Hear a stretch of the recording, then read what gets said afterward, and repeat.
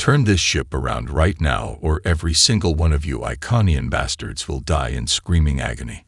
Captain Thomas Williams spat the words through gritted teeth at the view screen, the withered visage of Counselor Craxon staring back impassively. The year was 2257 AD. For 15 long years, ever since humanity first ventured to the stars, the Galactic Council had treated them with nothing but condescension and disdain.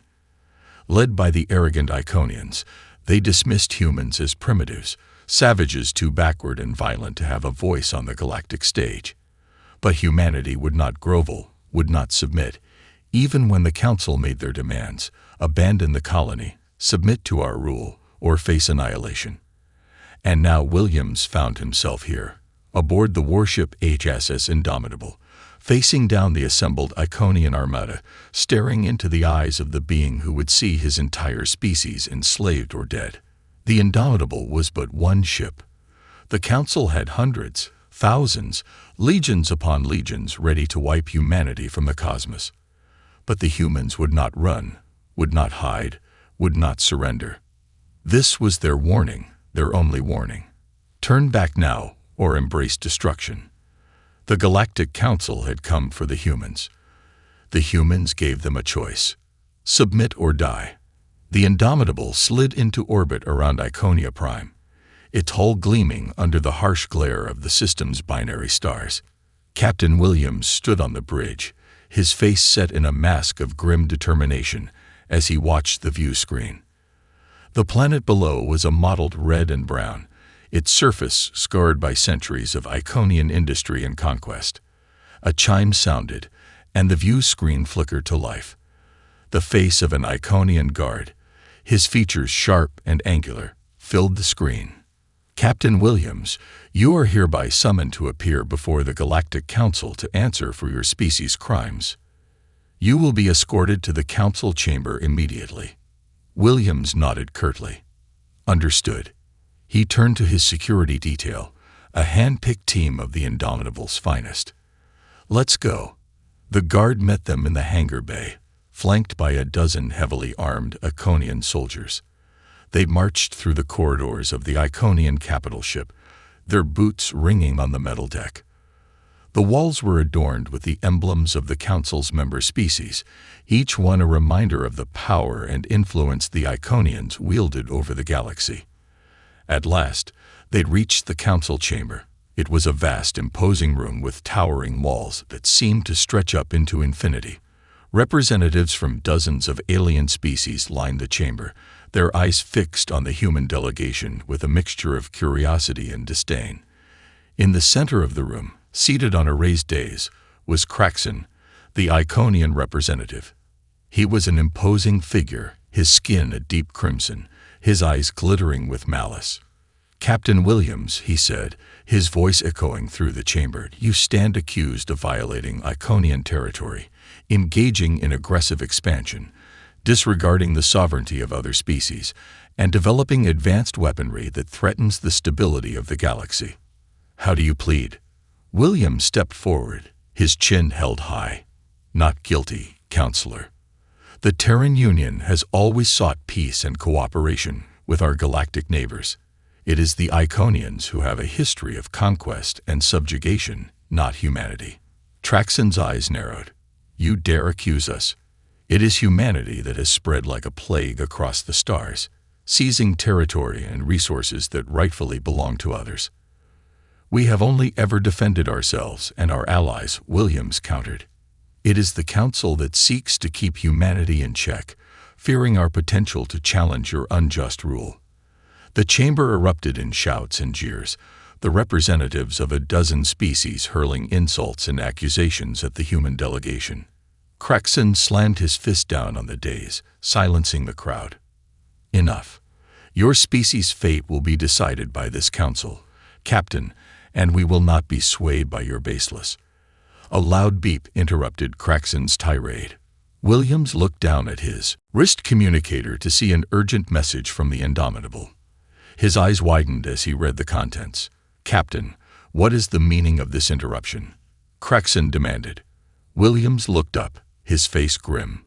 My ship's sensors have detected a massive Iconian fleet converging on our position far larger than anything we've encountered before. The chamber fell silent. Craxon leaned forward, his eyes glittering.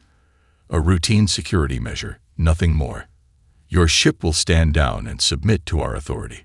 But Williams shook his head. I don't think so, Counselor.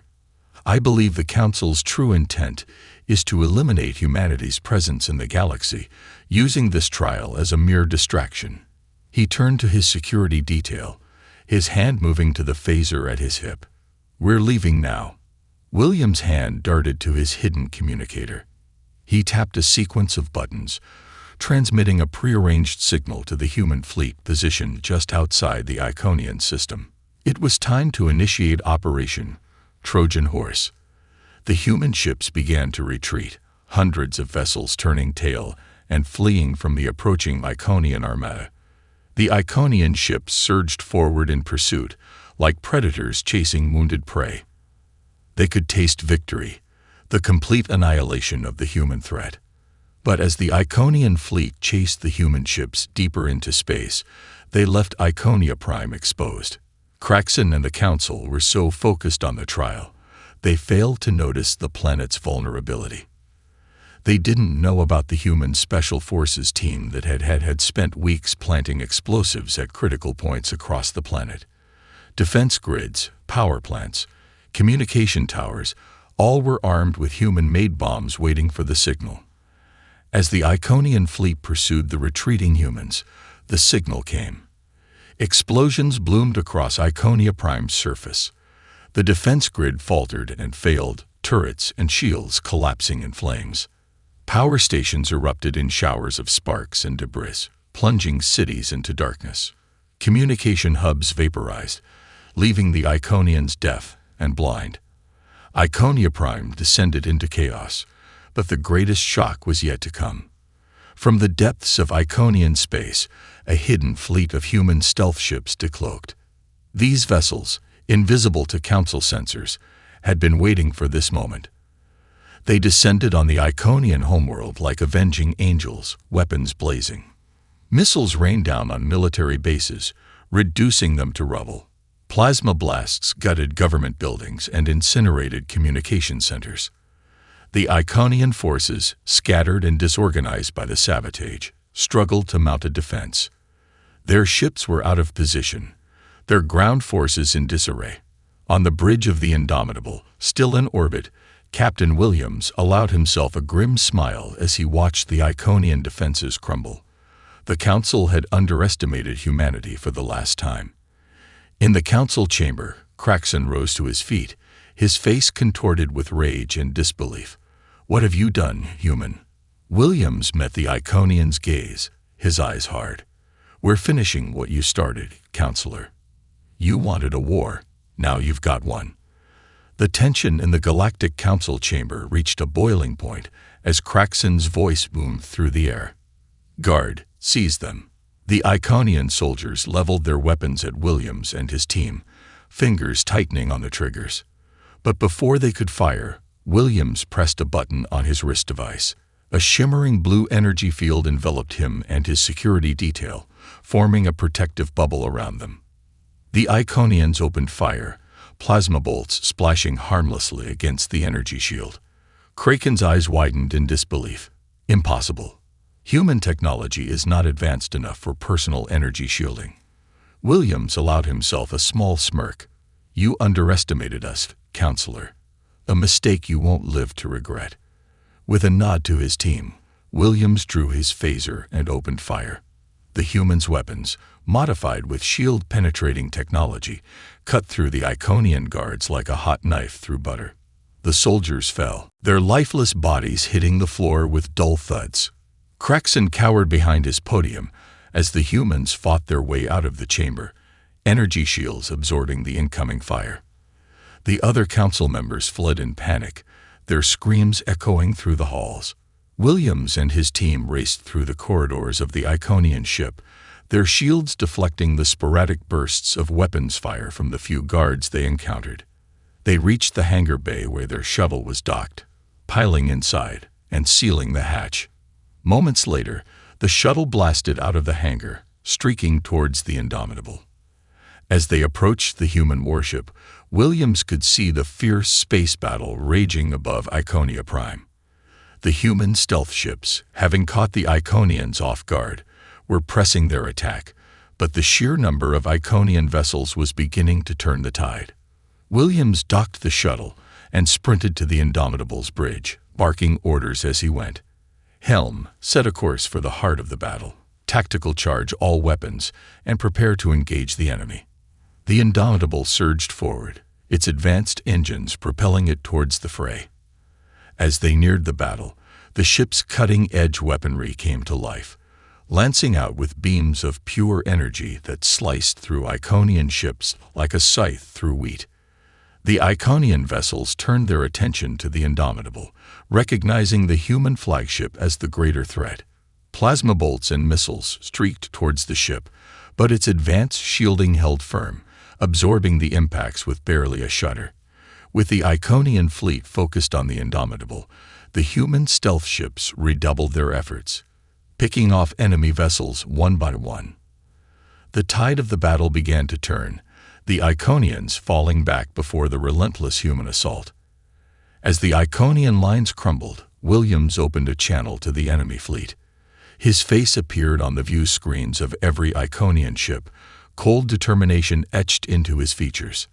Attention, Iconian forces. This is Captain Williams of the Terran Union. We have placed gravitational anomaly generators in key locations throughout your space. These devices, based on technology you dismissed as primitive, have the power to create artificial singularities that will tear your empire apart.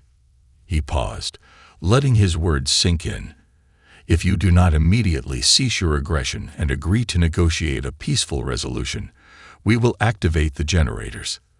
The choice is yours, Iconians. Stand down or face the consequences. A tense silence fell over the battlefield as the Iconian commanders processed Williams' ultimatum. The seconds ticked by, each one feeling like an eternity. Then, one by one, the Iconian ships began to power down their weapons, their engines going dark. A message came through on the Indomitable's comm system, the voice of a defeated Iconian admiral filling the bridge.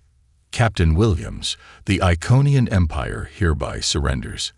We agree to your terms and request an immediate ceasefire. May the negotiations begin. Williams allowed himself a moment of satisfaction before responding. Acknowledged. Admiral. Stand by for further instructions. He turned to his crew, pride shining in his eyes. Well done, everyone. Today, humanity has shown the galaxy what we're truly capable of.